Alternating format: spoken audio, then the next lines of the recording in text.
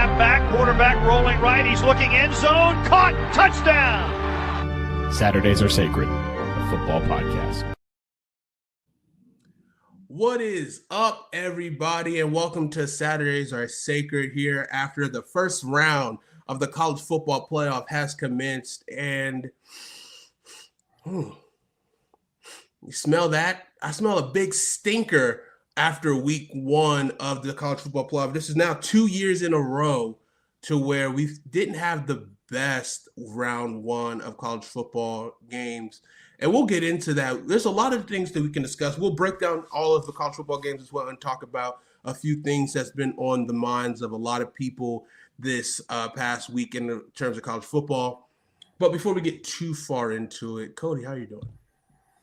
Doing well, man. Yeah, there's definitely a stink in here from those games. But, I mean, I think these next couple of rounds will be better. But, yeah, I'm doing well, man. How you doing? I'm good. Obviously, the only team I follow currently right now is the Georgia Bulldogs, so I cannot wait for us to play. I don't know other football team I care about at the moment is Georgia. So everyone else, they can piss off, whether they're a team that plays in Washington, D.C. or Landover, Maryland. I don't give a damn about neither of those teams. So, basketball's cool. Basketball season is in. Well, it really doesn't start until January, to be honest with you. Like basketball right now, things. But yeah, I'm good. Let's get into this, shall we? Let's break down these games. Let's just kind of start from Friday night, Alabama versus Oklahoma. I mean, big game atmosphere. I was excited for this game because I feel like this could be kind of really I guess it turned out to be the best game of the weekend. I mean, that's not saying much. Yeah, probably. But, true. But yeah, Alabama and Oklahoma, both. Alabama did not show up early to Norman. They took a good minute, and Oklahoma found their offense for a while, but they also was just really steady. They were unsteady, I should say, because I think a few things were hitting, and they were like, "Whoa, this is working." But I think they also they don't have the legitimate talent. They could have really blew this game out of the water. Like, this should have been a stink fest, to be honest with you. It kind of was. Right. It should have been worse than what it was, because especially big time drops when Mateer was kind of finding his groove again. And I'm still trying to figure out if Mateer is good or not.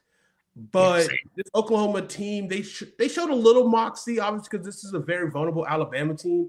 And you had to really just kind of put your foot on their neck early, which they kind of did, but they lightly put their foot on their neck. And so they weren't necessarily ready to go and ready to just kind of swarm these guys for the long haul. And so obviously that momentum shifted really, really fast in this game. And it was just kind of got out of hand for them, where Alabama scored 24 straight unanswered points. So how did you feel about this game, Cody? Yeah, I'm kind of with you there. Like, this game started off and we were both texting back for damn, look at Oklahoma. Like, Mateer looked healthier. Like, he probably looked the best he had looked since maybe the Michigan game early on in the season. Mm-hmm. They their offense was actually moving the ball, which they hadn't done in a long time. It was more of a defense. And then second quarter hits and boom, it's just what happened? And you're making mistakes. That one drop ball, I can't remember the receiver for Oklahoma, but that was a touchdown. You take him, I think you go up 24-7 at that point, or 24-10, and that's probably game at that point. But yeah, I mean, kudos to Alabama for coming back, but just the total kind of choke job by Oklahoma. You go up that early, you're at home, you got all the momentum, and then how all of a sudden it's 17-17 with a blink of an eye. It's what the hell happened here? And Alabama, their offense, even when they started scoring, their offense was good, but it wasn't great. They're still dropping balls. Ryan Williams, I don't know what happened to his hands. If they're on the wrong hand, I don't know what happened there, but he's just he can't catch it cold, man. It's bad. And they didn't look great when they were taking the lead, but it's just Oklahoma's defense wasn't playing as well. Their special teams, you drop a punt, that was crazy. Missed a couple field goals. Their kicker just won the Lou Groza Award for the best kicker in college football, and he's missing field goals. It's what are we doing here? Just sloppy game. It was the most entertaining game of the weekend, but gosh, it wasn't played well. It was a sloppy game. drop passes, missed field goals. Yeah, but I mean, like I said, hats off to Alabama because down 17-0, like you're looking online and everybody's like posting pictures of Kalen DeBoer in Michigan. Yeah. Michigan. Crazy. I Like, seen on social media. yeah. And then all of a sudden it just flipped. It's like, oh, wait, no, Kalen DeBoer is actually pretty good. It's like, yeah, he's pretty good. And Oklahoma's pretty bad on offense most of the time outside of that first quarter. So it's like, big time choke job from Oklahoma. I don't know if Alabama's playing Indiana now in the Rose Bowl. I know a lot of people are like, well, Alabama could win. They got the better athletes, but it's like, I don't know. We'll see. Sloppy game all around. I'll say it. Go ahead. No, I just think that I would say that like I thought the RPO action and getting Mateer's feet, like get him going early was the right call. They had him off kilter right from the jump, right? And then that defense was swarming. Like they were like really making Todd Simpson so uncomfortable. They were blitzing him from the opposite side. He didn't even know, and his internal clock was just late, and it was getting smacked around. And they had obviously, Alabama made adjustments, but I just think really what would have made this Oklahoma team. I think this Oklahoma team is really close. I saw a lot of people just, I guess since Brent Venables took over, he was like 6-7, 10-3, 6-7, 10-3 this past year. So everyone's like 6 and 7 seasons loading. But I just think this team is like really one, like, I don't know what they have to do to kind of really, obviously it's the quarterback position. Mateer started off the season really great until he got hurt. And then it's just kind of been trying to figure everything else out. But like, I don't know if it's the coordinator. I don't know if it's just the coach, but like, I think they have some good systems and schemes. But if they can just really get some consistent quarterback play and maybe receiver play too, like really kind of get some difference makers in the portal come in January or February, like I can see this Oklahoma team continuing to be good because Brent Venables is not going to have a terrible defense, right? Like, no, for sure. They're a really good team and they got a good fan base and support. It's just like if this offense just obviously the kicking mistakes and the drop passes, like I think if they would at least cut down on at least half of those, they probably would put up 42. And I don't think that Alabama would have scored 34. Like, I mean, obviously the pick six, you could take the pick six away. If he didn't throw that, I mean, that was miscommunication between the receiver and the quarterback there. That was definitely pretty rough for them. So I think that mistake would have easily, took points off the board. And, the drop punt, if you at least took away those two mistakes, I feel like this game would have been completely different. And so it's like, I think those are fixable things for sure. And I thought the offense, actually when everyone's healthy and they had a lot of time to get right, they can do well. So like I still believe this Oklahoma team is not far away from being a contender, but it's just heartbreaking, really. It's just like because I think Brent Venables is a great defensive coordinator and he has a good mentality for his team, but they just didn't show up, and at least they didn't, play consistently enough, especially because when you have good teams, you can't make those type of mistakes. Yeah, I agree. Like, I think they are close. And like, I wouldn't look like I think Mateer is good enough. And like you said, they had a good game plan to start the game because Mateer in the pocket is not great. He's just not good at throwing from the pocket. But when you get him on the move, like, okay, he can make some plays. He's got good legs. He can make some good throws on the run. So their receivers, I would definitely that's something I would probably do. I don't know what kind of receivers they just got in their recruiting classes the last couple of years, but I probably look in the portal. There's some decent receivers in the portal. Marsh from Michigan State, that'd be a nice pickup if they can get him. But I agree. They're close. You're always going to have a good defense with Venables there. It's kind of like the inverse now. Like you knew they're always going to have a good offense when Riley's there. Now they're always going to have a good defense when Venables is here now. So that'll keep you in games.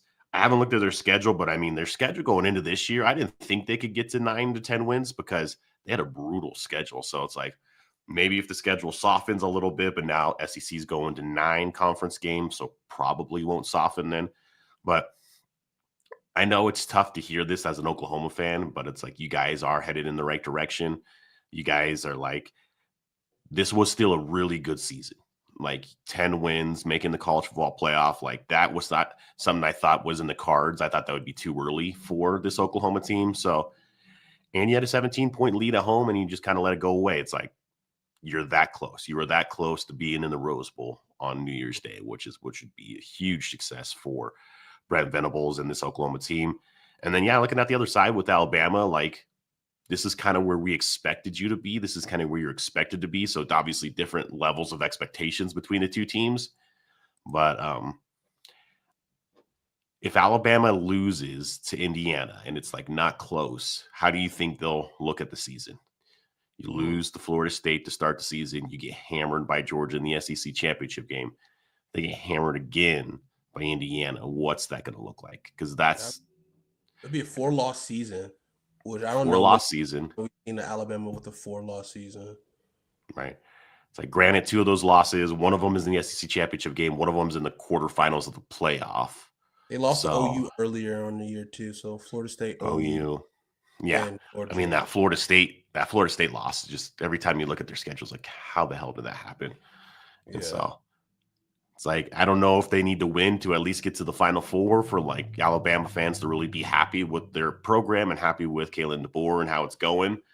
But I mean, shoot, when it was 17-0, I thought it was almost like, all right, let's pack it up and go home, Alabama, and we'll get that chopper ready for Kalen DeBoer to go up to Ann Arbor, because I think they were gonna send him like, hey, we'll gas up the plane for you, man. We'll get you there, because it was bad for a minute though, but came back. Ty Simpson in the second half and in late in the second quarter looked like the Ty Simpson we saw like earlier in the season. He looked a lot better, played a lot better, and so if they can get that kind of performance out of him, they finally got a run game. Maybe they can keep it close, and maybe they can even pull off the upset on Indiana as well. Yeah. So I'm looking at both teams' roster at the moment. The Material still has another year eligibility, so I think they could hopefully. I don't know if you want to continue to build with him or maybe at least bring in some competition for him. Yeah. Both teams' running attack is not good. I mean, Torrey Baylock, I mean, he's a true freshman, so I think that can make you positive about the future. I mean, he only had 480 yards rushing and 4 touchdowns. I'm not sure if there's another running back maybe who got hurt previously that might be their, who was the lead guy, which I'm not seeing one right now. But for Oklahoma? Yeah. Not that I know of. I know they had someone get hurt early on, but I don't know how great of a running back he was. So that's definitely a little concerning. Okay, Xavier Robinson also had 400. So they had two really young backs. He had 400 yards and 4 touchdowns, and Baylock had 400 yards and 4 touchdowns. So, I mean, that's 800 yards rushing and 8 touchdowns between the two young running backs, which they are really young, true sophomore, true freshmen, both playing. And Mateer, what he had? I mean, obviously he missed some time this year as well, but he also had, what's his rushing stats? Not a ton, but he also is a part of the rushing attack. So I just think if they had a better running attack next year and really focus on, like, hopefully they can improve, maybe definitely try to improve that offensive line to have more of a running attack, I think this team would be better. Right. Because, I mean, obviously you want to be able to have that ability to use Mateer's legs to really force teams and, guard that 11th person on the field. But I think, being only rushing for 55 yards as a team, like, you need to at least have 100, like, you know what I mean? Like, to really kind of prove it. And the same thing with Alabama. It's like Alabama had 28 rushing yards in that game. And everyone's spoken so much about how terrible Alabama's rushing attack is. And it's not even that, it's just actually trying to run the ball as well. It's like with the attempts. I mean, Daniel Hill had 9 attempts, 43 yards and touchdown. Jam Miller had 7 carries, 11 touchdowns, like 11 yards. So it's just like not even giving guys at least 20 plus carries,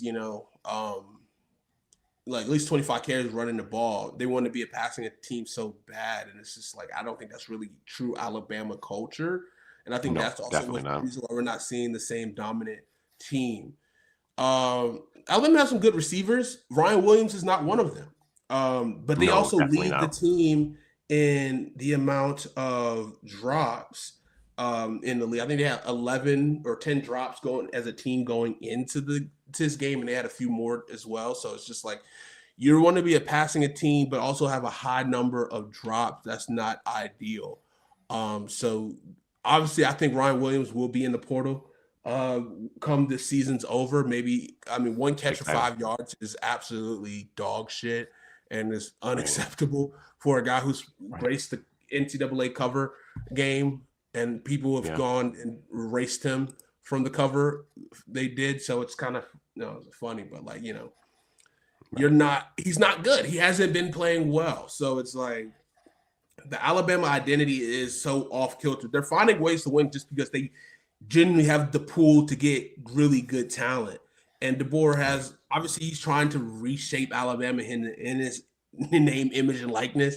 But it's, maybe not people are really big fans of it, to be honest, right now. So, I don't know. No, I agree. Yeah. Yeah, it just looks odd. Like, it doesn't look like Alabama. Like, we never knew Alabama as like a pass first team, even when they had you had Amari Cooper, Jerry Jeudy, Devontae Smith, Jalen Waddle. They've had obviously great wide receivers, but they've always had great running backs. They've been a balanced team still, and right now they're the opposite of that. And it's like you said, they're winning games because of the talent on their roster. But now we're getting to the part, talent's going to be pretty equal. Now you're going to be more talented than Indiana, but I don't know if you're as well coached. Yeah.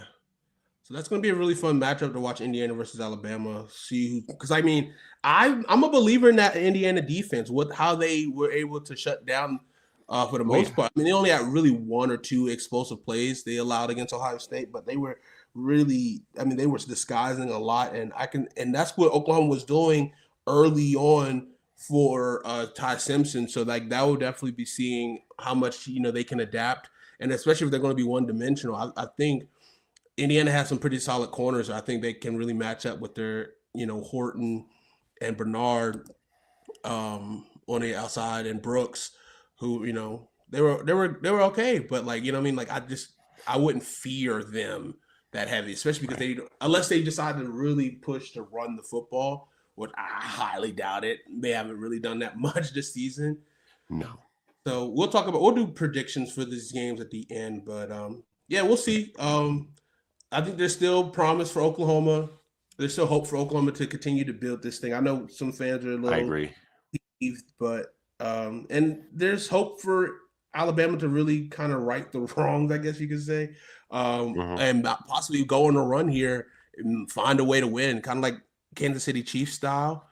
But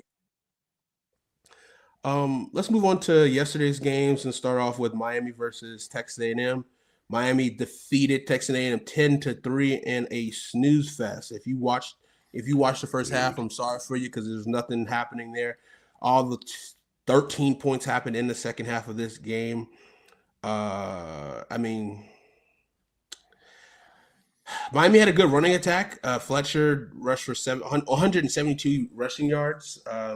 Carson Beck did not turn the ball over through the air.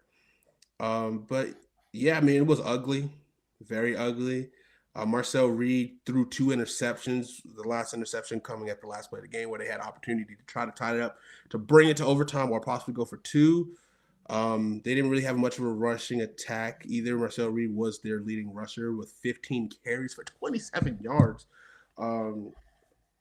So I was excited for this game because I think these are two of the more talented teams that really done a great job of recruiting and have absolute freaks on both sides of the field. Right. Maybe they had freak versus freak canceling each other out, which is kind of why we got this chess match of we had, I guess you could call it, trying to be nice. I'm trying to be nice this game. Right. Obviously Carson Beck is a veteran quarterback who, he just did what he had to do to not blow the game for them. And they leaned on their running attack. Texas A&M lost the turnover battle 3-1. Not a lot of turnovers, pretty even possession. Texas A&M had way more plays than Miami, but and way more yards. But I don't know. This game stunk. What you think? Ooh, yeah, that's a good way to put it. And it was just like, I get both these teams are really good on defense. Like Miami's got their 2 ends, like Ruben Bain, and it's like Mesidor. Those guys are first round picks. Like no one's no one's disputing that or anything like that. Like their first round picks, and like then you got Cassius Howell on the other side for A&M, like their first round picks too.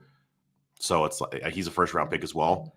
And I get the defenses are really good, but man, the offenses were bad. They were bad yesterday. They were really bad. And like, honestly, Carson Beck's gone. Like, I'm sure that Miami's going to be back in the portal again. They seem to not recruit quarterbacks. They seem to just portal quarterbacks in every year. So I don't know who that's going to be. Is that going to be Raiola? Is it going to be Lagway, Levitt? I don't know who it's going to be, but one of those guys will probably be playing for Miami next year. And then I got some Raiola smoke for you actually later on. Do you? I'll write it down so I don't forget. Gotcha. And then we got Texas A&M, and it's like, I'm not a huge fan of those three quarterbacks I just mentioned in the portal. I don't think they're that good. I think there's a reason all three of them are in the portal. But man, if you're Texas A&M, especially with the receivers you had now, I think one of them's gonna go off to the NFL, but you'll probably still have good receivers. I think about you. I don't know if you can go into next season with Marcel Reed as your starting quarterback and really think you can contend for an SEC championship, because you look at their schedule this year, and they played basically the bottom half of the SEC. Their toughest game was on the road at Texas. Of course, you lose that by double digits. And then your next toughest game was a road win over Missouri. They were just looking conference. Roman, Missouri, Bo Prabula was out. And then obviously your best one of the year was at Notre Dame. But the rest of that schedule, especially in conference, wasn't very great. So it's like I wouldn't go as far as like Texas. A lot of people online are saying Texas A&M was frauds. I'm not going to go that far because that defense is legit. But I would definitely have some question marks about Marcel Reed going into next year. You need to maybe bolster that running back room. But yeah, though this game, like I said, good defenses, but just awful offenses. And Miami didn't even let Carson Beck really do much. He had 103 yards passing. Like, I think they were just like, we're not going to let you lose this game for us, Beck. Like, we know, like, that's on the board. Like, you're probably not going to win in this game. You're more likely going to lose this game than win this game. So they just relied on their defense and Fletcher to run the ball, and it was enough. And, like, you feel for A&M because you had 10,000 people there for this game, and your offense just comes out and just puts up a total bad performance. And then like at that last series, they get the ball inside the 5-yard line. There's like 40 seconds left. You got a timeout. I thought you could have ran the ball at least once, maybe run it with Marcel Reed, get him moving. But it was almost like I could feel that something bad was going to happen. It's like either it's going to go 4 and out, and that's going to be the game. And then, of course, Marcel Reed throws that interception in the end zone, and that's game. But yeah, just the sloppy game all around. This was probably the most excited game I was for the weekend, because I didn't know exactly. I thought Alabama and Oklahoma would I thought if there was a game that would look like that game, it would be Alabama Oklahoma, just like a sloppy like defensive game. But no, this game like really disappointed, and it was just like I had it on, but I wasn't even paying attention because it was not a good game, not a good offensive game, and it's just like I know we'll get into this later, but it's like I don't know. Do any of these 4 teams that we just talked about, do we think any of them really had an opportunity to win a national championship? Probably not. No.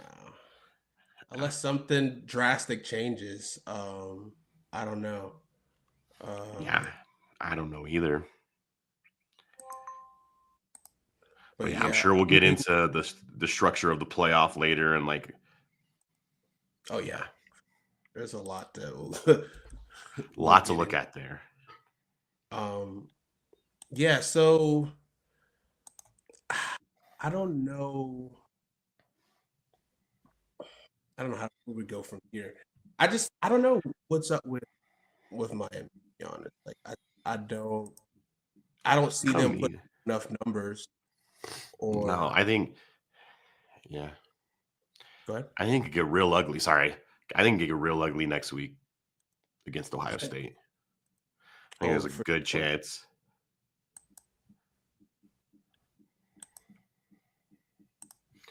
Yeah, and then like with A&M, like really obviously still really good year, 11-2. You hosted a first round playoff game, but man, for it to end like that is rough. Like because that game was winnable. Like a couple plays here and there, You don't turn over the ball. And then it wasn't even the interceptions from Marcel Reed. Like, he was just inaccurate at times too. It's just like, bro, what are you doing? Like, just missing wide open dudes. It was just bad. Yeah. And like, I was a huge, yeah. Go ahead, man.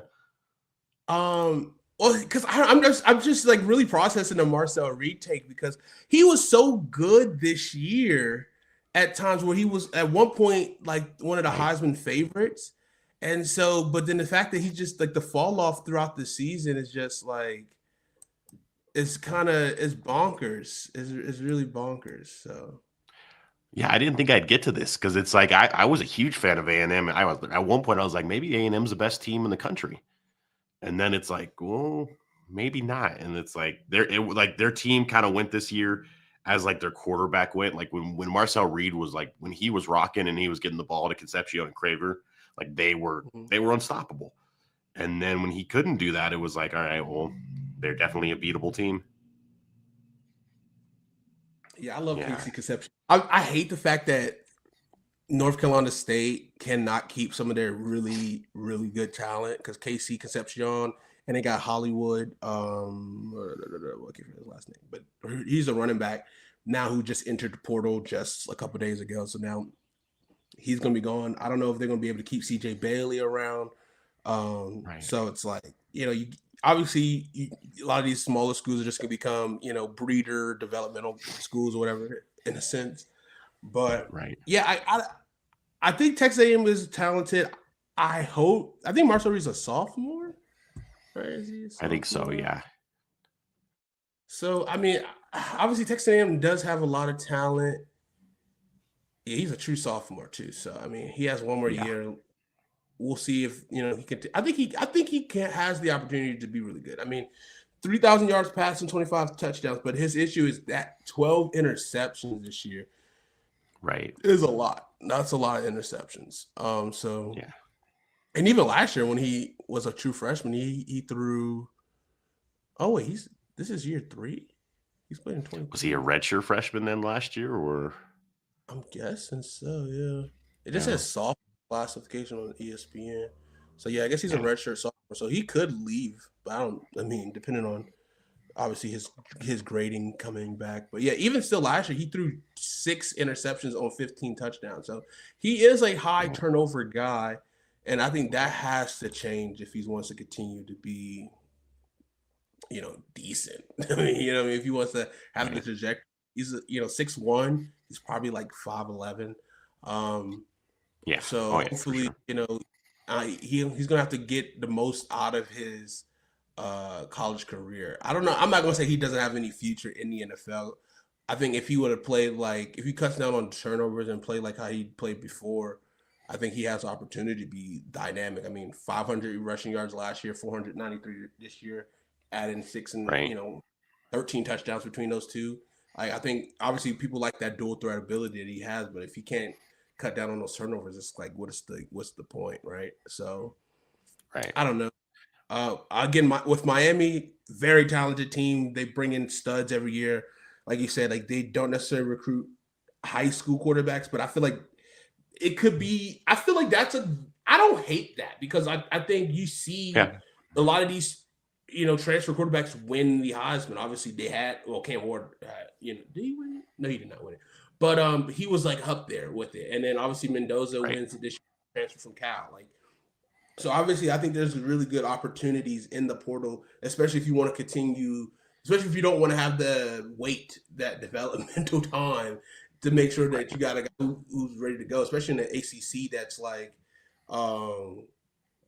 that's really winnable, to be honest. Obviously, they won big time year, but they were able to weigh in with the veteran quarterback for the most part this year with Beck. So we'll see. I mean, it is going to be interesting to see which way they go. I think there are some good quarterbacks in the portal, and I think they'll probably make another good decision. I think Carson was solid for them. He wasn't the worst, but he wasn't. Yeah, I think he was. And I think he's a guy where it's like in the ACC, he can win you a lot of games. Like, would I want him in the SEC or the Big Ten playing on some more big games? Maybe not. But yeah, no, he's definitely was solid enough. And yeah, I'm almost positive they'll get one of those top 4 or 5 quarterbacks in the portal. They might be able to pry one of them Ole Miss quarterbacks. And there's that too. There's the Ole Miss quarterbacks. Yeah, I mean Simmons came in yesterday, and I think he fumbled on his second play, but then he got some garbage time because they were hammering Tulane. And I don't know if you want to talk about those games. I guess we could talk a little bit about those games, but there's really not a lot to break down from those games. It was pretty much just, yeah, it was pretty much like Anthony Joshua against Jake Paul was what those games look like. Yeah. So it was like, that's kind of how it looked, and that's kind of how it went. And yeah, but like, yeah, back to like Reed, like I said, with that take, it's like, I didn't think I'd get there, and I think he's got potential, and he probably is their quarterback next year, but you just have to get a better run game around him. So it's not so much on him, because he's not a guy you can have him go out there, throw 35, 40 times. It's like, that's not what you should be having him do. Run the ball with his legs, run the ball with your running backs, and then get it out to your athletes on the outside. That's kind of their game. So I think he will be their quarterback, but he's got some growing up to do. And then, yeah, they just got to get better on offense. And we'll see, because Colin Klein's leaving. And I thought he called a bad game yesterday. I thought there was some interesting play calls he had yesterday too. But he's leaving. He's going to coach his old school in Kansas State. So we'll see if the new offensive coordinator still wants Reed or wants to go in another direction. That's a good call. So let's quickly go over these other stinker fest of this round one. Let's talk about the Tulane versus Ole Miss. And Ole Miss, they showed up and showed out for sure. Offense looked explosive. They looked good. I thought Tulane's defense would have showed up better, but I think, obviously just a high-powered offense. And I just, I don't know. I don't know how confident I am to say, like, I think Ole Miss can make a run. I'm happy they did get. Obviously, we both picked Tulane for the upset of this weekend. I guess technically the upset of this weekend was the Miami game. I was upset throughout the whole weekend, so the whole weekend was kind of upset for me. But I don't know. I don't know if I feel more confident in Ole Miss or not. I just felt like that was just not. I don't know how much we could really put stock in this game. I think it's nice to show that, like, Ole Miss can win a game without Lane Kiffin. Right. So that's good. But we'll see. I think it's still up in the air. And I think who they play next, they'll play your boys, the Georgia Bulldogs. So they'll get an opportunity to play a team that's well rested now, and hopefully get a couple players. So they'll get a rematch to kind of right those wrongs that they've had played against Georgia last time, where it was back and forth. So we're going to see. It should be an interesting game. No, I agree. Yeah, because I'm with you. I don't know how much you could take from this game. They've played Tulane twice this year, and it's been an absolute mismatch both games. So, like, I thought maybe Tulane could get a backdoor cover and cover the 17.5. That was out the door pretty early. Like, the first 2 drives for Ole Miss was like, damn, it's going to be a long night for Tulane. But yeah, just looking forward to that matchup against Georgia, because they were right there with Georgia. I thought they had them a couple of times when they played earlier in the season. So it's like, you're right there. Still think that there could be some effects with Lane Kiffin not being there. Trinidad Chambliss got kind of banged up in this game too. And so did their running back too. He got banged up a little bit too, but I think they'll be okay. They've got I think they got 11 days before that game. It's like, because they don't play until New Year's Day. So like they got time. So yeah, but yeah, like I said, I thought Tulane would put up a little bit more of a fight, but that defense just is no match for the Ole Miss offense. Like, the speed of Ole Miss was just like, oh my, like it looked like what it is. It was a huge mismatch, and it was probably a game that shouldn't be happening going forward. And yeah, I mean, and it also says that Ole Miss does have talent. We'll see how much talent they also have after this portal comes up. But same with Tulane. I mean, we'll see how gutted this team's going to be once Whoa, Yeah, I'm blanking. Summerall, yeah. John Summerall leaves, and I don't know how many plays he's going to take with him to Florida. True. I think the quarterback is going to be back in the portal again. Oh, yeah. Most likely, I don't think he's going to go to Florida per se, No. but we'll see what happens.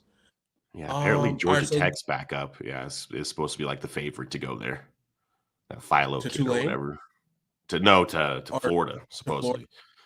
Yeah. Yeah, I seen I that. don't I know. think I seen him. He entered the portal, and I saw a lot of people from Mhm. Georgia joking about him losing. He's like every place he's gone to transfer to, they just lost to Georgia. So, Yeah, nice. okay. So Oregon versus JMU. Stayed up late if you wanted to watch this game. Not me. I watched the first Mm, half, and I was like, "This is enough." yeah. Oregon wins 51-34. I will give JMU credit. They were throwing a lot out there to really, really, really try. Like I thought some of their schemes and how often they switched up so much stuff was really great. I was impressed of just like the play calling.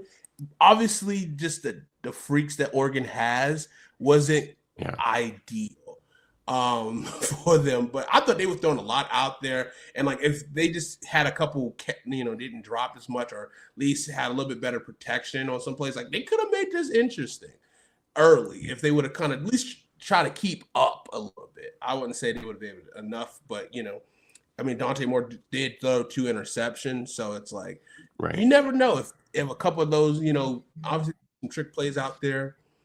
And they were trying. And I'm really excited to see what Bob Chesney does at UCLA. I would say, I guess technically, I don't even know what the resource amount would be compared to JMU, because JMU is they have pretty good, solid backing. I don't know if it's the same level as UCLA. Obviously, UCLA should, in theory, have more money, but with the football program so up and down, you don't really know for sure. Right. But I like Wayne Knight. I think he's a guy. I think if he enters the portal, I think some people will be into him. Maybe he follows Chesney, UCLA. But yeah, I'm excited for this Oregon team as they continue. I think they play Texas Tech next round. Dante Moore got to cut down on these turnovers for sure. He had some good balls early on. He had some good throws. I liked how explosive they looked at times, and defense played well. We shall see. Yeah. I think this Oregon Texas Tech game should be really good. I wouldn't be surprised. I don't know. This game's 50-50 for me, Texas Tech versus Oregon. I'm not sure which way it would go, and I'm excited for that. I think this is probably where the real college football players are going to begin. Correct. Yeah. But I don't know. I don't know about this Oregon team as well. So Same. Yeah, it's kind of the same as Ole Miss. Like, how much can you take from this game? Because it was, I think, 48-13, and then James Madison got a lot of like garbage points. But yeah, hats off to James Madison. Like, not only did you get a bad matchup, I think he probably played the best team of this round in Oregon, but you had to travel cross country. You're going from Carolina to freaking Oregon, so that's tough. And playing late.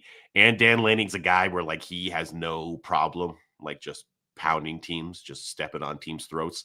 Like he's a guy like I've seen him multiple times when they're playing teams they're supposed to be. I think they did that Oklahoma State this year where they were up like 35-0 at halftime. And then he still brought Dante Moore out for the third quarter. So yeah, they're definitely a team that's willing to like just put you away. But yeah, with Dante Moore, like I think this is probably why I think Dante Moore is a really good player. And I think he'll have a good NFL career maybe one day, but I think this is probably a reason he should stay at Oregon another year. I think he needs to develop a little bit. Now, granted, he probably still is like top 5 quarterback going into the NFL because it's just a weak quarterback class outside of maybe Fernando Mendoza.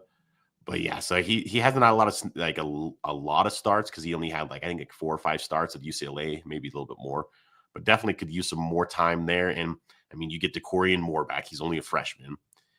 You probably get Evan Stewart again because he didn't really play this year, and then you know what that class they're bringing in. Like I think they ended up with the number 2 or 3 recruiting class in the country. So you're gonna have talent all over. So you might as well just stay at Oregon, but. yeah, going forward, I think that matchup, Oregon, Texas Tech, that might be my favorite matchup of next weekend because damn, like that's a good game. And like now it like a lot of people are doubting Texas Tech because they were Big 12, but it's like all their wins, they won by like 20 plus points. So that'll be a real good matchup. And that defense at Texas Tech is legit. So Moore's gonna have to cut down on those turnovers because they're gonna come after him. So that'll be a fun game. But yeah, I mean, Oregon did their thing. I wasn't shocked. They didn't cover, so JMU did get the backdoor cover. But I mean, if Oregon wanted to, they could have scored 70 if they wanted to. Oh yeah. I think that's the thing too with Dante Moore. Like he's super young. Like Right. I think he would be starting if he were to go. I mean, obviously he's projected number 1 pick. Like he has a lot of intangibles that you like. I mean, he's obviously, and especially he's young. I think he'd be 20 years old if he were to go out to the NFL next year, which is insane because he was starting as a true freshman at UCLA at 17, which is also even crazier stat. So you can see the development. Obviously, who will have the top pick right now? The Giants right now, Giants, Titans, one of those teams, and both teams don't necessarily need a quarterback, so he wouldn't even go. I mean, the Raiders, would you want to go with Chip Kelly or not Chip Kelly? You don't even know if Pete Carroll's going to keep his job. So there's definitely a lot to decide. I think he probably will wind up going to the league next year. Just because, I mean, if people tell you you're going to be the first overall pick, and I think he's a quarterback I would build around, but you just have to have the right system. Like, could Miami, could New York, could Cleveland, make a package deal to go up to number 1 to get him? Possibly. I think Miami would be a good situation for him. I mean, shit. I think every situation would be good if, in theory, like Cleveland is not the worst. I mean, they got a good defense around him. Depending on how you feel about Kevin Stefanski and whether Kevin Stefanski survives everything that happens. And New York has a great. I would want to be the quarterback for the Jets if I'm Dante Moore in terms of like the available, because the Jets have a great offensive line. They have 2 solid receivers, a good tight end who's young that you can grow with. Brees, they're probably going to have to figure out their running backs next year because Brees Hall is definitely gone. Oh yeah. So I just think that there's a good talent on that team. Like I think the Jets wouldn't be a terrible situation for him, and he's young to grow. Whether he's the type of quarterback they're looking for or not remains to be seen. If they're trying to go similar mode to the Justin Fields, to the Tyrod Taylors, or will they try to go something like a Mendoza, who's kind of more like a Jared Goff, Kirk Cousins type, if that's what they want to go with. But I think Dante Moore to the Jets should be a lock if I'm the Jets with that capital. A young quarterback that you can develop and groom with behind a really good offensive line. Now you got 2 weapons. A.D. Mitchell's been playing really well.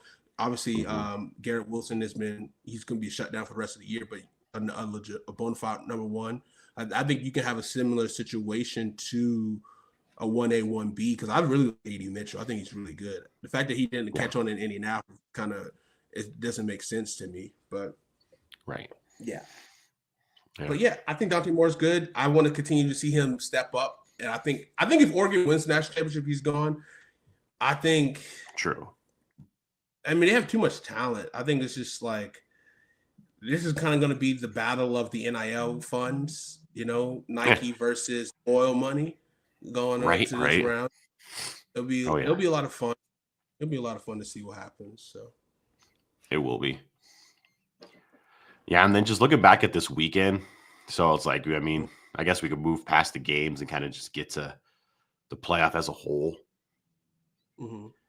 So I was a big like supporter of like expanding past 4, but I was more like I want 6 or 8. Like 12, I thought was a little bit more, and it looks like we're probably going to get 16 in the next couple of years, which I think is ridiculous.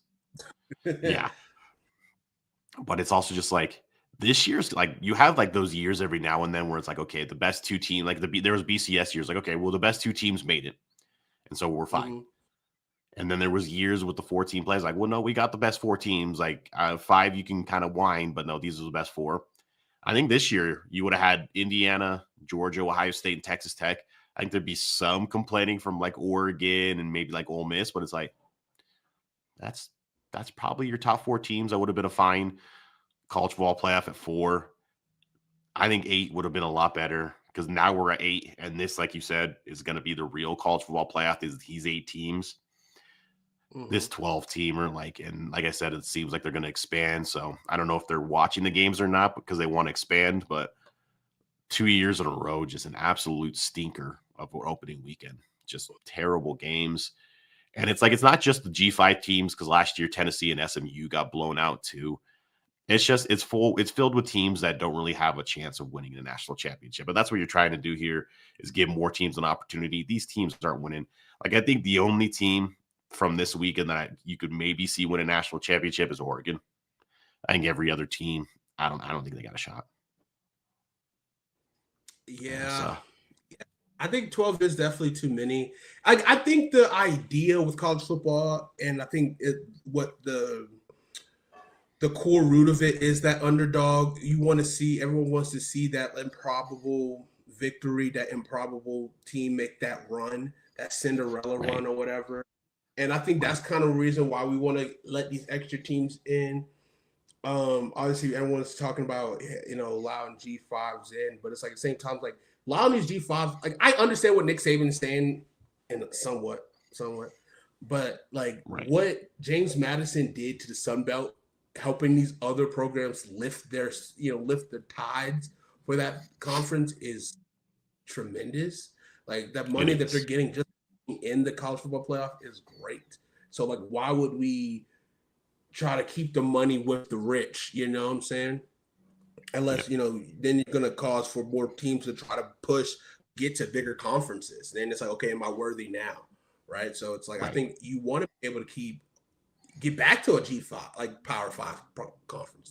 You want to empower the Sun Belt or the American to be a Power 5, the 5th back powerful, conference again, and going back to a G4. Right. And it's I think it's okay for these smaller teams. Obviously, once we get deep into this, portal world and money world, of seeing how a G5 team can really overtake and really have a momentous run, and maybe make a run in the college football playoff. I think we can see that within the next 2 years. So, but 12 is definitely too many. I would say I still think maybe 6 or 8, I think will be fine. Yeah. And that's what I kind of wanted the expansion to be. When they went from 4, and then if you went from 8 to 12, I guess I'd make, but to go from 4 for a decade to 12 was just a big jump. And it's I'm not even really blaming the G5 schools, because it's that they earned their spot. This was a nightmare year for the college football playoff because of the ACC and Duke winning the ACC title. So that kind of screwed everything up, because I don't think they really ever envisioned that there would be 2 G5 teams as the top 2, out of the 5 best conference champions. But maybe you take those auto bids away, and then they're okay, we'll just top 12 teams. Let's go and do it. Maybe that'll help. But then these other teams A&M, Oklahoma, I don't think they really had a chance to win the whole thing. So I don't know. It's to me, I feel like they try to make it a little bit like college basketball. College basketball, you can get those upsets and you can get those Cinderellas, because it's on any night, you guys can just miss shots and the other team can just make shots. They could just make shots and do their thing. But in college football, you just don't get that. You don't one team's bigger, faster, and stronger. And that makes a difference. I don't care how good your coach is sometimes. Oregon and Ole Miss were just faster and bigger than Tulane and JMU, and that's all they needed to be. And you see constantly, you might be able to get an opportunity to get a sucker punch in early first quarter when everyone's at 100%. But once you got a team that's bigger and faster than you consistently, the smaller teams and less physical and a less imposing team, they just they can't handle it. And then you just see those teams get wore down into the fourth quarter, where you just see these teams just explode for 21 points in that fourth quarter, just because it's a game of nutrition. It's you can't. It's hard. It's so hard to be able to compete for 4 quarters unless you do have a couple outliers on that team. and that can keep and stay physical, which I mean, most of the times you can't necessarily do that. So, Right, exactly. Yeah. should Notre Dame have gotten into this college football playoff over Tulane or JMU? Yeah, probably. Like, I think if you would have had Notre Dame play Ole Miss and then maybe Texas play Oregon, those are better games. I don't think, not saying either one of them would have won, but those are better games. Like, you wouldn't have had a 17 and a half and a 21 and a half spread going into the game. So it's like, probably should just be the case going forward. We need to get rid of like these automatic bids because that's what's keeping like the G5 alive, and then even like the ACC champ alive sometimes, like this year. But yeah, I think Notre Dame and Texas, those would have been better games, obviously. Do you think Duke would have fared well in this college football playoff? If they would have actually got a win in the ACC, getting an automatic bid? Not really, no. I think Ole Miss or Duke, and then maybe they don't beat. It's like Ole Miss or Oregon. I don't think maybe they don't beat Duke as bad, but I still think they beat them pretty good. Like, do you think Duke would have had a chance to go to Oregon and win? I don't think so. I even think. I mean, if Virginia would have got it, I think they would have got dog walk. Because I think that Virginia team is they're not consistent, and I think that just shows you how bad the ACC has been this year. Like, I think Clemson would have had Clemson has the talent to compete at the top level, but they just don't have the coaching to be able to consistently do it. Or at least this year they should have done it, but right. Yeah, I don't know. College football playoff is definitely something needs to be tweaked, and I don't want to go ahead and just try to like screw over the G5 teams, because I think financially, especially in a world where NIL is so pivotal and to make money, I think it's too important for them to be in it. Like, obviously 2 G5s, that means 2 conferences, American and the Sun Belt, both got opportunity to help with extra money to possibly sway a kid who's local to them, who went to a big school and they want a second chance to play football. Like, that extra couple $100,000 is going to do great for their softball team or whatever team they want to put those resources to their athletic department. Like, I just think it's too important for this to help lift the smaller conferences versus just to shit on them and say they don't deserve it to be here. It's like, no, they did deserve it. They had a great season. They won their conference championship game. They went through their gauntlet. Whether their gauntlet is the same as your gauntlet, they still won that gauntlet, and they won the opportunity to be there because they did what they were supposed to do. Unlike Notre Dame, unlike Virginia, so I can't be mad at a G5 for doing what they're supposed to do versus the fact that they are a G5. Right. Oh, you're a G5. You shouldn't be here. No, they should. They did what they're supposed to do. Right. What do you think about, so I've seen a lot of people throw out ideas of like a G5 playoff. You take like the top 8 or 12 teams in the G5 and you have them kind of play their own playoff. I'm not opposed to that. I just don't know how many people would actually watch that. I'd watch it. Then you throw in like North Texas, Navy, teams like that into the, like, I think it'd be, and then Boise State, because it's the tough thing for the G5 right now is like any good player that's on a G5 team, these Power 4 teams, especially the ones at the top, just raid the crap out of them in the offseason in the portal. It's like Drew Mestemaker. He's probably going with his coach over to Oklahoma State. He was a really good quarterback in North Texas, but he's probably gone. And then there was actually JMU. But talks kind of broke down. Yeah. But yeah, he could go other places too. So it's like, and then JMU, how much of that roster is going to be in UCLA next year? Just like how much of that roster 3 years ago when Cignetti left ended up in Indiana. So it's like the G5, I think it used to be closer actually when there wasn't the transfer portal on NIL, but now it's just like these teams, like, you have to have really good coaches. And I think Chesney and Summerall are really good coaches. But anytime they have a guy who kind of shows out, all of a sudden, boom, he's on an SEC or Big 10 or Big 12 team next year. It's tough on them. I don't know if a G5 playoff is like the solve to that, but I think it could be interesting. to take a half step back, it's like it's kind of funny because like how much we show on these G5 teams and they won't give them their own things, but yet like G5 coaches and G5 players are being poached left and right to be on these big, power, right? So that's funny in itself. But I do think I don't know, unless the money is equal to kind of help do something, I feel like that's not beneficial. I just think obviously they want to have levels to the game, but it's like at the same time, I think these other conferences have good football. Like I think if there's a way to sneak them into being like a fifth team or something, or they play whoever wins the natty, I don't know if that's beneficial or not, or either way, but like I think as long as we can get an opportunity to I don't know, maybe we have like a fifth shuffled conference every couple years, depending on who wins.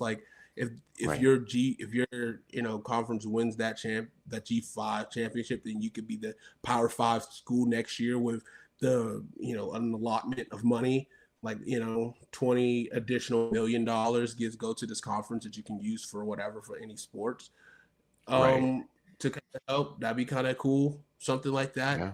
So it's really a lot to more you can play for, and then possibly build up a bigger school. I don't know. I think there's ways you can get creative.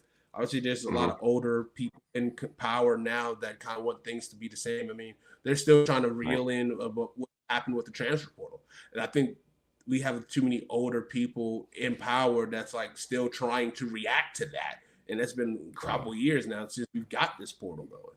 So it's It's really weird. It's weird. So yeah.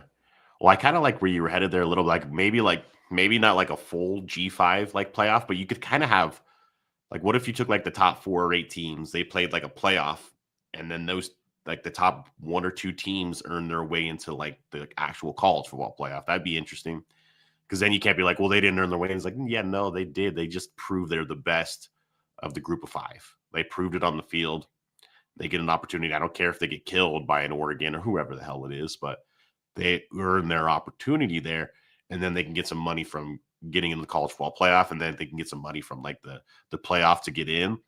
I say maybe that could be something there. I don't know if that would be too hard with playing too many games, because you'd probably be playing 15 games at this point. But if you want to win a national championship, now you're playing 15, 16 games. So I think there's definitely, if you get with conference championship games, if you do away with that, and that weekend could be the entry playoff week, right? So then that would be maybe not 4 teams for G5, but maybe the top 2, whoever the top 2 G5 are, and then they play each other in a sense of a conference championship game, but in a sense it's a qualifier game to get into the college football playoff. So Tulane versus JMU would play against each other. In theory, that should be a much more competitive match, and then hopefully give them some momentum.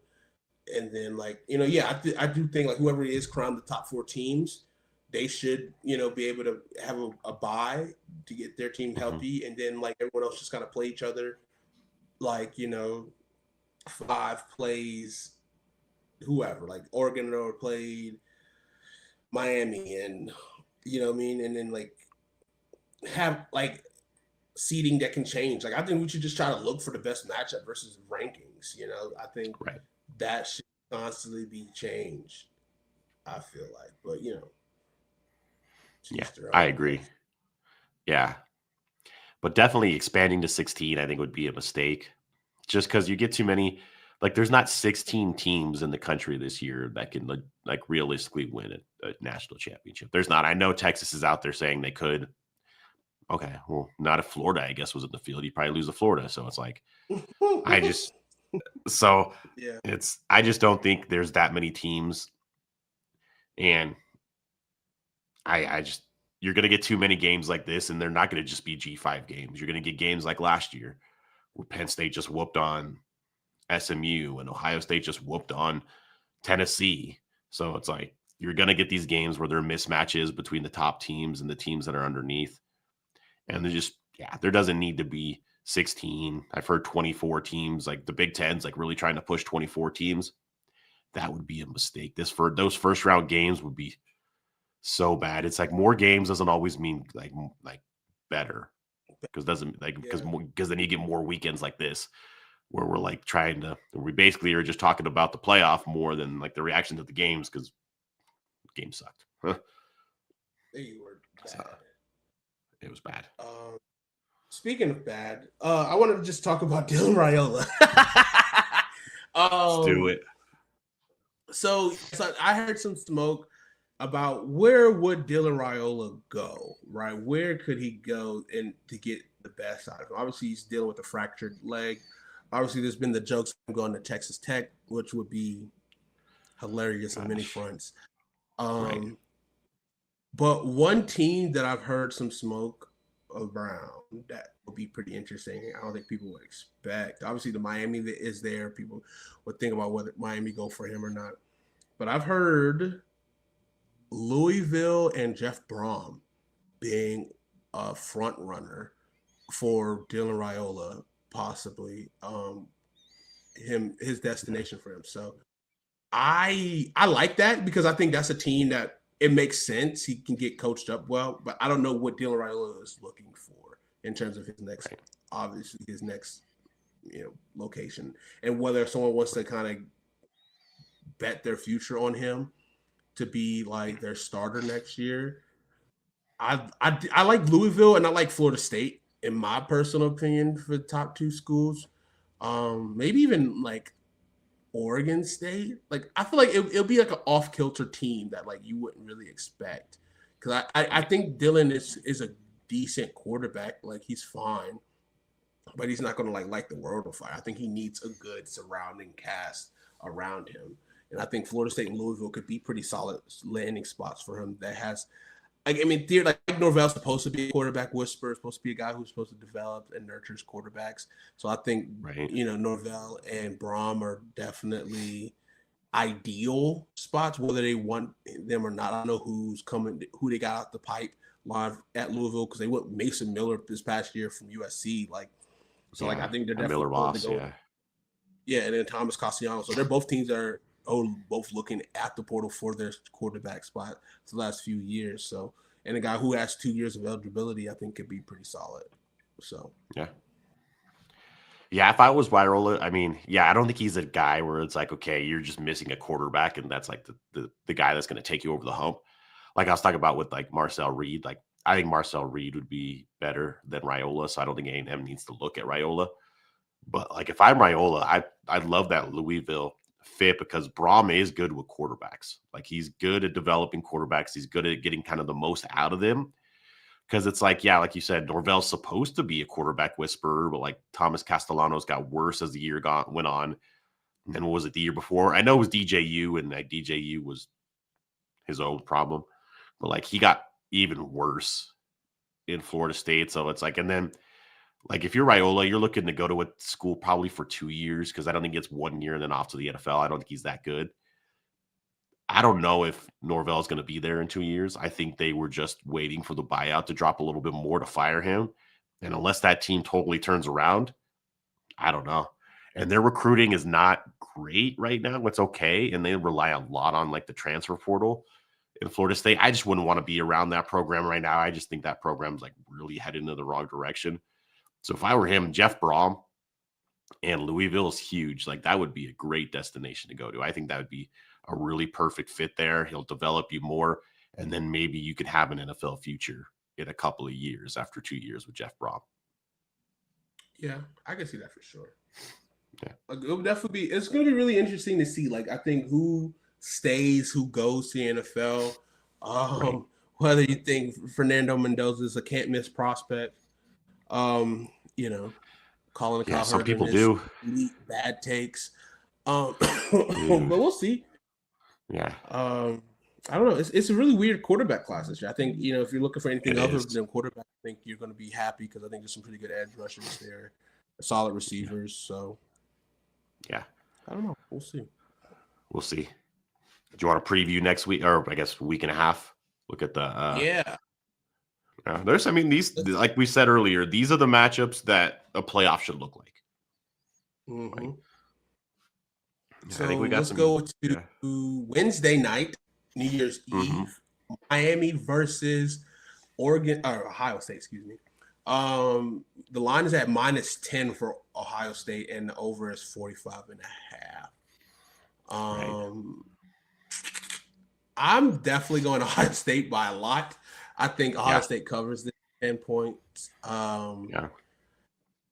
I think Ohio State's be healthy, and they'll be ready to go. They'll be ready to go. Yeah.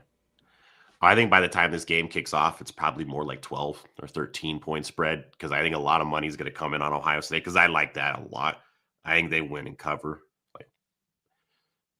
I think pretty easily. I think they look at my Ohio State's defense I think it's better than A&M. So they look at what Miami couldn't do yesterday.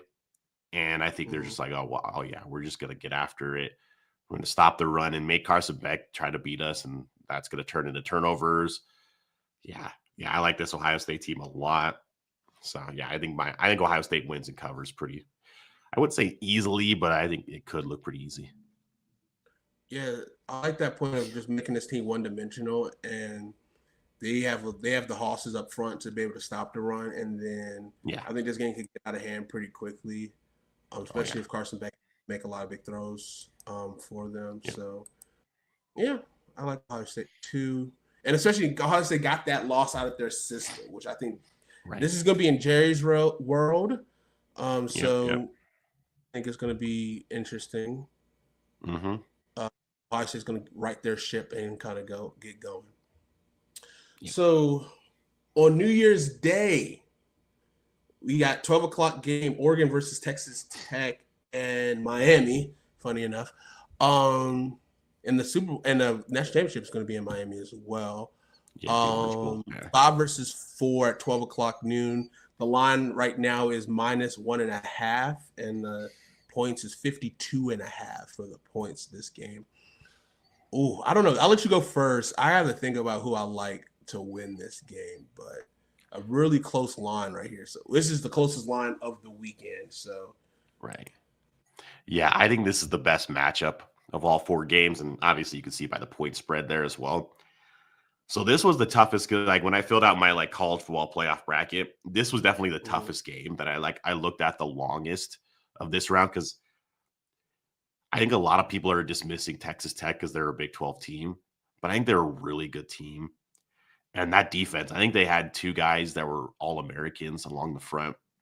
Yeah, Jacob Rodriguez at linebacker, the David Bailey kid at defensive end's really good. Romello Height, defensive end's really good. This defense can get after it. And as we've seen, Dante Moore, you get him a little rattled, he can turn over the football. And so that's exactly what this Texas Tech team did against Utah, against BYU twice, as they just got after the quarterback and then they got turnovers and won the game that way. The only issue I have is Texas Tech's offense is just okay. They, for some reason, they can't score touchdowns in the red zone.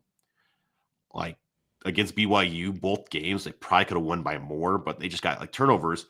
They were turnovers on the plus side of the field for them. And they just couldn't get in the end zone. That kick and field goals, it was a weird performance from their offense, but their defense is it's ridiculous. I think it will keep them in the game. I slight lean to Oregon just because I think the talent's just a little bit more for Oregon. Now it's in Miami, so it's can you get some fans to travel all the way to the other side of the country? A holiday week, of course. I think it's probably gonna be a lot of Texas Tech fans because obviously a lot closer. But I'm gonna slightly lean Oregon, but I wouldn't be shocked if Texas Tech pulls this out. I did have Texas Tech as one of my favorite teams or sleeper teams. Yeah. I'm going back and forth. I'm tossing back and forth to figure out who seriously. do I like. And I don't know. I really don't know. Because I just think you see a team that's a lot of these, I'm looking at their victories, and a lot of these victories are close. Not close, are just not close. And just put up a lot of numbers. But who do I think is actually good? But they really put up numbers. And I just think that Oregon has that mentality. They understand what these big fight feels feel like. I think Dan Lanning is just going to have them seething and ready to go. And I'm going to go with. I think I'm going to go with Oregon. I think I'm going to ride with Oregon because I just think we don't really know how Texas Tech is going to deal with the big fight. And obviously with the BYU and the championship game, that was fine, but they know what they could do against them. Like, they haven't really battle tested against anyone else. Right.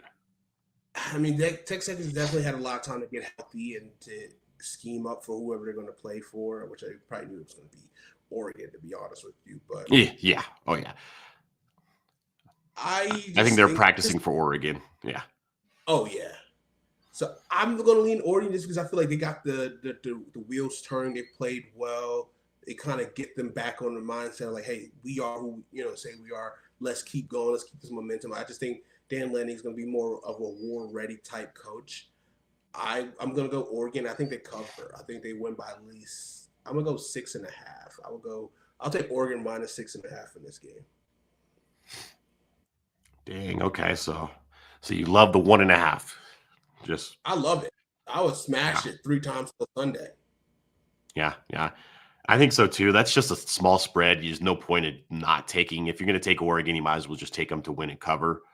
But yeah, no, I think this could be a really good game. This is the morning game, of course, on New Year's Day. So you start your day off pretty well. Maybe you wake up a little later, because you party in New Year's Eve. But yeah, you start off your day pretty well with the Oregon at Texas Tech. I think it'll be a good game. Or not at Texas Tech, versus Texas Tech. Yep. Okay. The second game that we got, why is it not loading? My internet's kind of wrapping up. Let's see. Oh, sorry. On January 1st, we got Alabama, Indiana at 4:00. Indiana is favored by a touchdown, -7, and the points is 48.5. So I don't know about this one either. I don't know. This is a tough one, man. In the Rose Bowl, so that'll be fun. Alabama fans are going to travel. Yeah. I'm going Indiana by 2 touchdowns because I just think this Alabama team is not – I think they're so fragile. They really are fragile because I think Oklahoma showed their cracks, and this offense still hasn't been the same. They are not – they're dropping too many passes. They have no run to the game. I think Indiana's going to get after them, and I think they're going to be – Alabama off defense was good, but Alabama defense was very vulnerable against the RPO game, and I think with Cignetti having time to really scheme up this team and to get ready for Alabama, I think Indiana's going to really show how hungry they are to get this team even further and get a college football playoff victory. So I'm going Indiana. I think Indiana wins. I'm trying to think, does Alabama cover that 7? Because I'm with you. Like, I don't think you can trust Alabama, especially their offense. They're so one-dimensional. And then there's times this year where Ty Simpson didn't play well and the passing offense wasn't great. This Indiana team, they get after it. I mean, what they did to Ohio State was impressive. Like, I was super impressed that night. And Ohio State's a better team, of course, than Alabama. So I just know, like, Bama fans are going to travel. It's probably going to be a ton of Bama fans at the Rose Bowl. Alabama, their defense is okay. Like, they gave up a lot of points to Oklahoma, like one of the bigger, higher scoring games for Oklahoma in their last 5-6 games. So I don't know how great that Alabama defense is. It's hard seeing these two logos and liking Indiana in this game just because it just goes against everything I've always known in college football history. But yeah, I think Indiana wins. And I think Indiana probably covers. Okay. Yeah, yeah. And the finale of the New Year's Day, we got Ole Miss, Georgia. Georgia opens up as a 7-point favorite with a point total of 56.5, the most points they expect out of all of the games. Obviously, the previous matchup was that. I'm going to take the under on the points this game. I think I'm going to hammer the under on the points, and I think Georgia covers. for sure. I think Georgia cover. I just think Georgia is. I think this extra time is definitely going to be well needed. I don't know if Drew Bobo is going to be healthy enough to play, but I think we'll get some other guys back, which I think is going to be much needed for us. Time off. So I think this is a Georgia team that has gotten better every single week. I think this Georgia defense is playing out of their mind. I think they're not going to allow as many explosive plays as they did the first time. And I think this could wind up being a bloodbath. I think they want to get their get back from the way they played last time and allowing so many points and explosive early on in the game. So yeah, I'm going with Georgia. Probably no surprise, but I just think that this Georgia team is really going to have a point to prove against this Ole Miss team to start off this college football run. Yeah, I think I'm with you. I hate that I'm taking all the favorites to cover. Like, it just makes me feel weird that like something weird is going to happen. Some of these dogs are going to come up and win or cover at least. But no, I think like Georgia, like this game was obviously really good game in Georgia early on in the season. I think Georgia's gotten better since that game. I think Ole Miss has gotten a little bit better, but does the Lane Kiffin not being their factor come in to play in this game? It obviously didn't come into play yesterday against Tulane because they didn't need it. But like, does that come into play? Because like Lane Kiffin, I know Charlie Weiss Jr. is there and he's calling the plays, but let's be honest, like Lane Kiffin was calling the plays throughout the year. So does that come into play there without your head coach, without your offensive play caller? I think that could come into play. And this Georgia team, they're just playing really well right now. They're hitting on all cylinders. Their defense is doing what we usually see from defenses. And Stockton's getting the ball and he's distributing. They're running the football. So I like this. I think they win. I think they cover. So I think Georgia wins. I would say probably about like 10 to 14. Ole Miss keeps it close just because that offense, when they're going, that offense is like really good. But nah, I think this Georgia team is just too much of a good team and just playing really well right now. I know it's going to be like 3 weeks since they've played between the SEC championship game and this game. So maybe that comes into effect a little bit, but I still just think they're just that much better of a team. Do you think Lane Kiffin sneaks in the back door of the Superdome to watch Ole Miss play up close? Oh yeah. He'll be there. Like, he obviously can't be a part of the coaching staff, but he'll be at the game. Like this is in your town, basically. Like this is what, I don't know how close Baton Rouge and New Orleans are, but like he's got to be there. Like, you have to be there. It's kind of, I think he definitely couldn't go to that Ole Miss game. Obviously, he's not a wanted. He's a wanted man in Mississippi. But the fact, Right. I think it would be even much of a bigger sting if Ole Miss were to lose in Louisiana, where you coaches, Right. and it's not going to be. It's going to be a short drive, honestly, for all the offensive staff that's going to stay. That's going to LSU anyway for them. So Right. that'd be fun. It'd be fun if Ole Miss did beat Georgia. Not to me, but like in terms of just like getting a big victory right down the road for him and say, hey, we continue to do this. But I mean, with Lane Kiffin, nothing is going to really get on him, because it's like, if y'all do well, I'm still going to get paid $1 million. Like, if I win the Natty, I'm going to get paid. So it's like, it doesn't really matter. So Right. True. Yeah, that'll be. I think there'll be some good games, some fun games. But yeah, that'll be interesting to see. Lose in Louisiana, but yeah, to win in Louisiana and be like, hey, now we're in the semifinals. Maybe we didn't need you, man. Like, you could still hang out in Louisiana, but we're on to bigger, better things. That'd be fun. Obviously not for you, but for yeah, that'd be funny for sure. Yeah, I mean, that's pretty much it for this episode. Really, for me, I don't have too much more. Yeah, same. Just looking forward to better matchups and better games this next round. So gives us a little bit more to talk about. Yeah, hopefully. Shit. Yeah. Hopefully we don't get one of those situations where we don't have a good game into the national championship game. Right. Yeah, that would not be good. Last year, I think this round last year was pretty good. You had the Texas, Arizona State was good. I mean, Ohio State hammered Oregon, but yeah. Notre Dame, Georgia was good, I know. Yeah. What game do you think is most likely? What is the unlikeliest game to be the best game, you think, for this round? Probably Ohio State, Miami. I think that's the game that's got the biggest chance of being a blowout, is that one.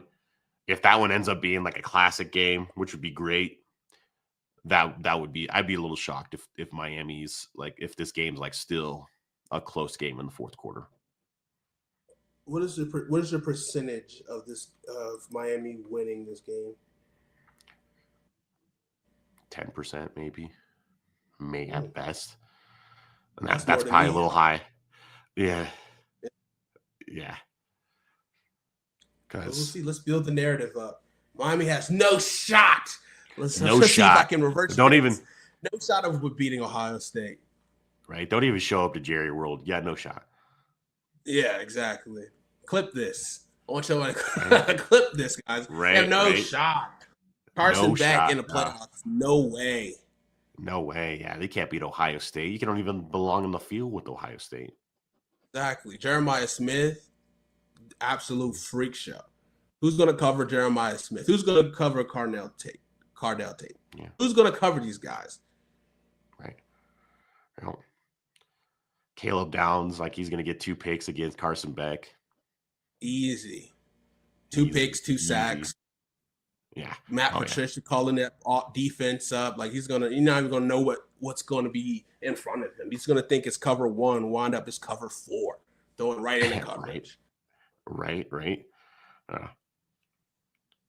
All the bulletin board material needed there, Miami. Like, obviously, I mean, I've never liked Ohio State, so if it does happen, I'd be totally fine with it happening. Like, I would have no issue if Miami pulls off the upset. Yeah, so I think we'll be off next week. Yeah, I think we should be off next week because of Christmas. Yeah, there's no games. And then we'll be back in time to review the next round of the college football playoff on the next year. So we'll see you next year. See you next year. Yep, exactly. 5th day? Oh no, 3rd is Saturday, Sunday before. So it's 4th. January 4th we'll be back. We'll enjoy a little holiday break, get our minds right. Hopefully we get some good. We'll have some decent bowl games. Some good bowl games are coming up. Yeah, there's some good bowl games this week. Yeah. With Vanderbilt. Yeah. Let's see here. Virginia, Missouri, LSU, Houston. Penn State, Clemson. Yeah. Georgia Tech, BYU. Yeah, got the Pop-Tart Bowl. Yep. I got a lot. I saw the Pop-Tart Bowl helmets. They look kind of cool. You got the little sprinkle going down. I like it, man. Yeah. So, I love that they lean into all that shit. Yeah. You need to. Like, we need to bring back the bowl game aesthetic. I saw that someone said that we should do our bowl games like the first week of the year. Like week 0 is like bowl games. I saw that too. It's not a bad idea. Yeah. Because then there's good matchups. I mean, like, yeah, BYU, Georgia Tech to start the season. That'd be Michigan, Texas to start the season. That'd be fun. Yeah. Because you have the you get the Pop-Tart guy out there. Yeah. What's that? You'll have the hype around like those games, like that first game of the year, to where like people are really hyped and missing football. But I think the only issue with that is like, okay, so the previous team did that, got you guys to a bowl game, so like it'll be a whole new team playing week 0. Right. So like those seniors wouldn't even get that opportunity to finish off in that way unless they're able to come back. True. Work for like the pros on that. Yeah, that would be the tough part. Yeah, because last year's team earned that game. Yeah, that's true. That'd be a tough part. At least to start off. Like I think once you get into it, I think it'll be fine. But to start it off, like someone's going to be lacking or missing that. Yeah. Once you decide to do that. So. Yeah, I agree. But all right, Cody. Thank you for hanging out. Thank you for talking college football. Always. Who the Patriots play today? You got the Ravens tonight. Ooh, Ravens on Sunday Night Football? Yeah, in Baltimore. It'll be a tough one. I don't know. The Ravens are playing better. Last week was rough. Dude, you're telling. I thought that game was in the bag. You're up 21-0, 24-7 at a half. Just blew it. They got some shit calls, but they blew it too. It was just bad. Hopefully, Mike Vrabel got into him last week, and you see a different team. This Ravens team is dog shit. Yeah, they should. Lamar I doesn't mean, they're look- playing a little bit better. Lamar doesn't look healthy still, though. Yeah. We'll see. I'm excited. I mean, We'll see. you know what I'm not excited for? Watching the Chiefs versus the Commanders on Christmas Day. Who made that schedule? Woo-wee. Right? Josh Johnson versus Garner Minshew. Yeesh. Oh, my God. I think I just threw up in my mouth a little bit hearing that. It's like, Me shoot. too. It should be Sam Hartman. Sam Hartman should start this game. I do not want to see Josh Right. Johnson play football.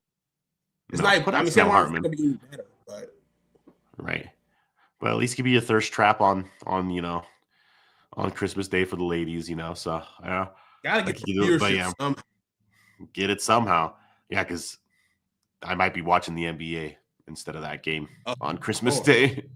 Yeah. Of course. Yeah, because That's when NBA officially starts. Is Christmas Day. It's Christmas Day. I think that's why for the NFL's gotten a little too greedy for me. I don't think they need to be playing games on opening weekend. Although last night saved us a little bit because we didn't have to watch JMU Oregon. I was able to watch the Packers Bears, so that kind of helped a little bit. But Christmas Day is not. Like Christmas Day is made for the NBA. New Year's Day is made for college football. Like, don't try to take over those spaces. Like that's Exactly. the NFL. You have every other space that you want. Like you don't need to take over those days. You have Thanksgiving. No one. President's Day weekend now. Yeah, I saw that. The only thing I would like about that is I got that Monday off, so I get the Monday after Super Bowl off. So that'd be the only thing I'd like about that. Just a long ass That's season fair. though. Long season. I'm ready for the UFL, baby. I'm ready to watch UFL. AJ. UFL, yeah, there you go. I'm ready for AJ McCarron to over the Birmingham team, and I think now it's like what's the new expansion team they just announced? I don't know. It's like Memphis, maybe? No, they had a Memphis Showboats. There's another expansion. But I love the UFL football. Watch a bunch of mid players play against each other. Well, opportunity to show they could be right. It's like the G5 game, man. Just watch them. Watch them. Yeah, that should be a game. A G5 team versus a UFL team. That'd be fun. Right. Play it in St. Louis because St. Louis deserves everything. St. Louis deserves another football team, man. Like that fan base is rabid. Like they show up in the UFL, and I appreciate that. Right. So, yeah. But anywho, no, they should be getting a team. Yeah.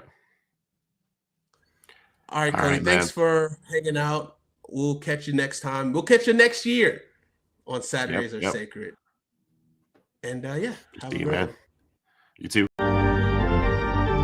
Snap back, quarterback rolling right. He's looking end zone. Caught. Touchdown. Saturdays Are Sacred, a football podcast.